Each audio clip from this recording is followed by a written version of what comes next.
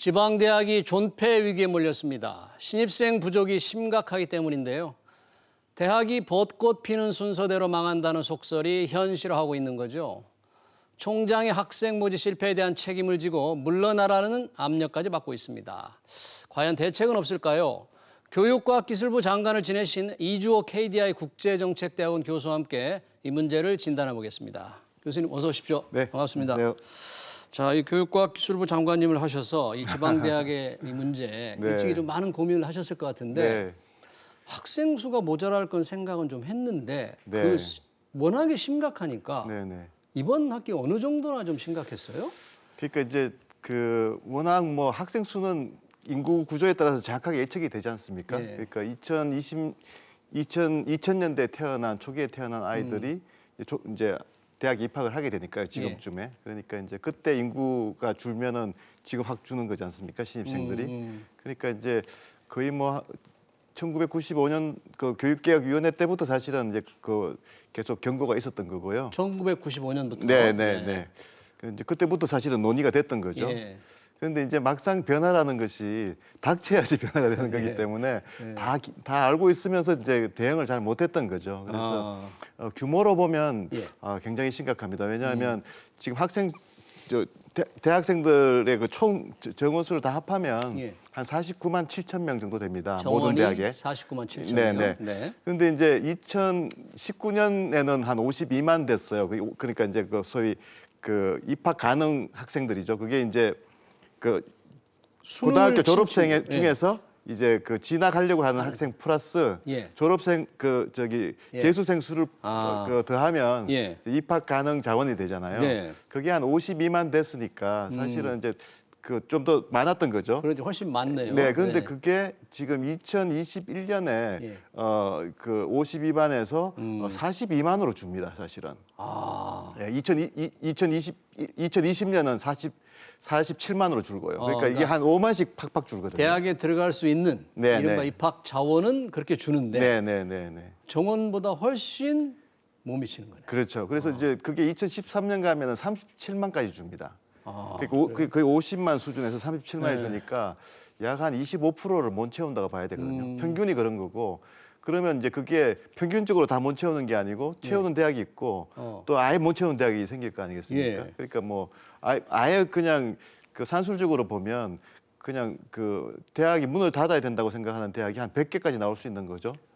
문을 닫아야 할 대학이 100개까지 나올 수 있다. 왜냐하면 한 400개 정도의 숫자가 되니까 그 중에서 이제 그러면 숫자가 주는 거는 학생 수가 주는 거는 지금 한 25%가 주는 거잖아요. 그러니까 산술적으로 보면 그렇게 되는 거죠. 그래서 사실 그 굉장히 심각한데 그렇지만 그 극복할 대응 방안들이 있는 거죠. 교수님 그렇게 심각한 것을 아까 이게 1995년 교육개혁위원회에서부터 좀 예상을 했다는데 예상은 해왔는데 대책이 제대로 없었던 게 참 문제네요. 크게 한 세 가지 대책이 있습니다. 그러니까 첫째는 이제 평생 학습 수요를 충당하는 겁니다. 그러니까 그게 이제 고등학교를 졸업하고 이제 그 바로 이제 오는 학생도 있지만 이제 외국 같으면 이제 점점 더 앞으로 그렇게 되는데요. 대학을 졸업하고 나서도 계속 재교육 그 향상 교육을 받아야 되지 않습니까? 대학 졸업한 일반 성인 사회인이 대학에 가서 성인 교육을 더 받는다. 그렇죠. 그리고 또 이제 예를 들어서 실업계 고등학교를 졸업하고 직업을 가지고 있다가도 또 필요해서 계속 또 교육을 받을 수 있거든요. 그걸 소위 이제 평생 학습이라고 하고 평생 학습. 그렇게 하는데 그쪽의 대학들이 이제 수요가 더 있는 건데 실제로는 거기 수요들은 학습 방식이 틀리잖아요. 그러니까 직장을 갖고 있는 분들한테 그 멀리 떨어진 캠퍼스에 와서 공부를 하라고 할 수 없지 않습니까? 그러니까 사실 이제 온라인 수업이 잘 진행돼야 되는데 지금 이번에 이제 팬데믹 때문에 온라인 수업을 해봤지만 그 온라인 수업에 그 기술들이 있거든요. 좋은 이제 테크놀로지가 있고 이제 미국 같으면 한 지금 이제 2015년 정도부터 보면 학생들 중에 이제 설문을 해보면 한 30% 아이들이 온라인 강의를 뭐 하나 이상 듣는다 이렇게 나와요. 아, 2015년 이렇게 조사를 예, 해보니까. 예. 그 이미 이제 변화가 시작된 거죠. 아, 그래요? 근데 우리는 전혀 이제 변화를 못 하다가 사실 팬데믹 이후에 이제 예. 온라인으로 확 갔잖아요. 억지로 간 거죠. 억지로 가다 그런데, 보니까 네. 이제 퀄리티도 좀 떨어지고 예. 그거 가지고 뭐 평생 학습자들한테 그렇게 매력적인 수업이 되지 못하는 거죠.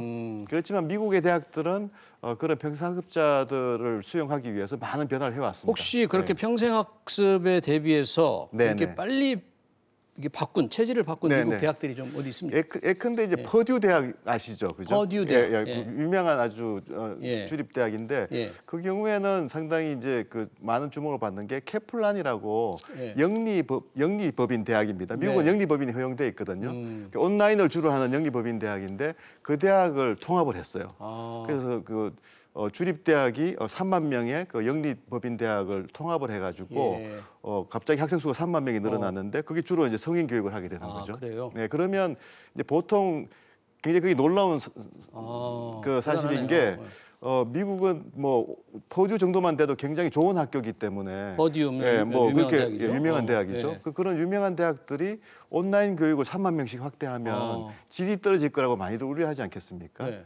그런데 사실 이제 그런 쪽에서 변화가 돼야 된다는 논의들이 많습니다. 그러니까 질을 유지하면서도 교육 기회를 적극적으로 확대해 나가야 된다는 거죠. 혹시 우리나라 대학 네. 중에서 말씀하신 미국의 퍼듀 대학처럼 조금 변신을 좀 하고 있는 시도하는데 지금 좀 있습니까? 이제 평생학습 차원에서? 네, 지금 이제 막 시작됐다고 봅니다. 그러니까 그게 이제 아까 제가 말씀드린 대로 딱 위기가 와야지 바뀌잖아요. 예. 그래서 저는 이제 이거를 위기를 기회로 만들 수 있다. 팬데믹의 위기를 기회로 만들어서 팬데믹과 정원 미달 이 두 정원 미달 가지의 위기를 기회로 만드는 대학들이 생긴다 이렇게 보고요. 네. 지금 최근에 이제 정원 미달이 된 지역 중에서 예.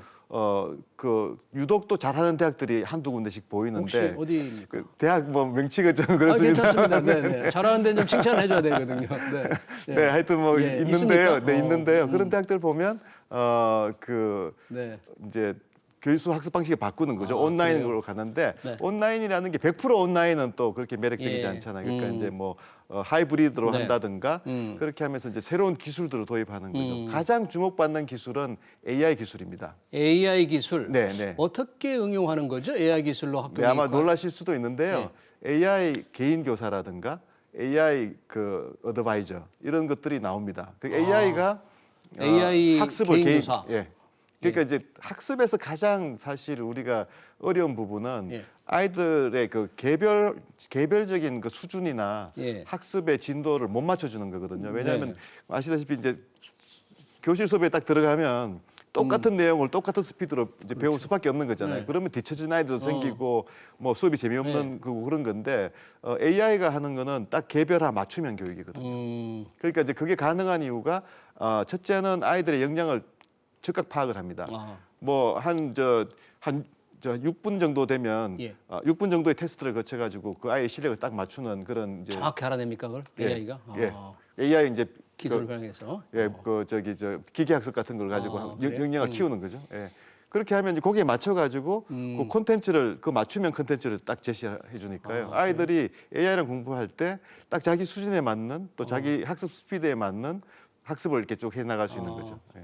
그렇게 또 시도하는 국내 대학도 있습니까? 지금 시도하는 지금 최근에 생겼습니다. 그래서 대학? 생겼어요? 예, 저희 아시아 교육협회에 제가 지금 만들어서 일을 하고 있는데요. 아시아 교육협회. 교육협회에서? 거기서 컨소시엄을 만들었습니다. 그래서 이런 걸 하는 대학들이 모여서 새로운 기술이니까 대학 혼자 하기 힘들거든요. 예. 그리고 이제 파트너가 있어야 됩니다. 그게 이제 기술이니까 기술력을 가진 기업들이 들어와서 네. 소위 이제 코스웨어라고 하는데요. 어댑티브 러닝 코스웨어의 그 기업들이 들어와서 기업들이 들어오고. 교사들이 어떻게 해야 되는지를 이제 그 설명을 해드리고. 그러면 거기에 이렇게 어느 하는 거죠. 대학들이 지금 참여를 하고 있습니까? 자꾸 물어보시니까 아주대학이라든가 한림대학. 왜냐하면 뭐 이제 이런 데- 학생들이 그렇게 예. 잘 변신을 잘하는 곳을 찾아가야 되거든요. 네, 네, 아주대학, 한림대학 같은 데가 한림대학. 있습니다. 아, 그래요? 세종대학도 있고. 세종대학. 네. 자, 이게 평생 학습 수요를 이 AI 기술을 활용해서 해야 되는 좀 필요성이 있고 또 어떤 대책 네, 네. 지금 또 어떤 게 있죠? 그리고 이제 그 사실 그렇게 되면 이제 평생 학습자가 이제 예. 학교에서 이제 공부를 하니까 예. 학생 수가 이제 채워질 수 있는 거 아니겠습니까? 네. 또 하나의 대상은 이제 외국인 학생입니다. 외국인 학생은 팬데믹 때문에 사실은 이제 많이 줄었죠. 줄어버린 거 아닙니까? 줄었는데 그 줄어든 게 또 기회일 수 있습니다. 그게 전체적으로는 지금 이제 줄고 있지만 예. 나라에 따라서는 늘어날 수가 있거든요. 나라에 따라서는 네, 외국인 늘어날 학생 수 우리나라 있고, 대학에 네. 들어오는 학생 수가 늘어날 수도 있다. 네네. 우리나라는 비교적 또 방역을 잘한 나라로 알려져 있기 때문에 근데 이제 그 외국 학생도 보면 수도권에 집중돼 있습니다. 사실은. 예. 그래서 이제 그 외국인 학생들을 잘 가르치는 방법도 예. 개별화돼야 되지 않겠습니까? 아이들의 수준이나 맞춤형. 이런 걸 다 맞춤형으로 해야 되는데 그런 걸 이제 AI 개인 교사가 네. 들어온다든가 또 AI 어드바이저가 지도를 해준다든가 이런 걸 다 할 수 있기 때문에 그러면 교수분들이 훨씬 더 예. 수업이 더 이제 더 좋아지는 거죠. 그러면 예. 만족도가 높아지니까 해외 학생들이 더 많이 올 수 있는 거죠. 아 그래요.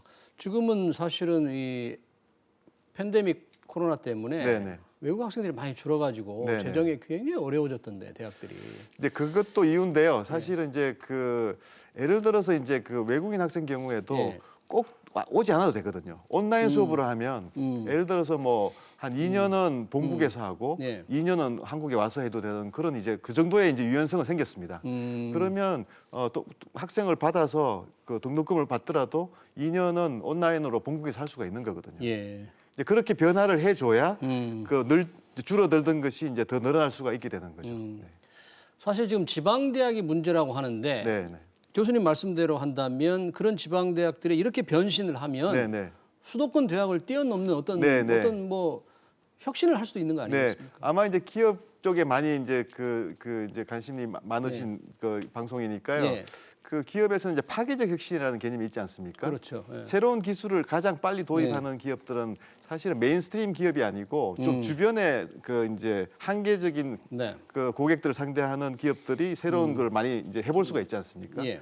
그래서 사실은 지금 뭐 퍼듀 같은 경우에는 이제 좋은 대학이 그렇게 하는 사례고요. 예. 미국에서 보면 애리조나 스테이트 유니버시티라든가 뭐 애리조나 주립대학. 애리조나 네. 주립대학이죠. 네. 그렇게 예. 이제 뭐 썩 이제 베스트 대학들이 아닌 대학들이 과감하게 변신해서 예. 애리조나 주립대학 같은 경우에 최근에는 뭐 대학 혁신의 상징이 되었습니다. 가장 그래요? 혁신적인 대학으로 5년 연속 뽑혔거든요. 어떤 면에서 특별히 애리조나 제가 주립대학이- 말씀드린 그 AI, AI. 개인 교사, AI 어드바이저 이런 것들을 활용해서 수업의 질을 대폭 높이는 거고 그럴 경우에 아이들이 별로 준비가 안 돼 있더라도 그러니까 뭐 예를 들어서 뭐 인종적으로 차별받는 네.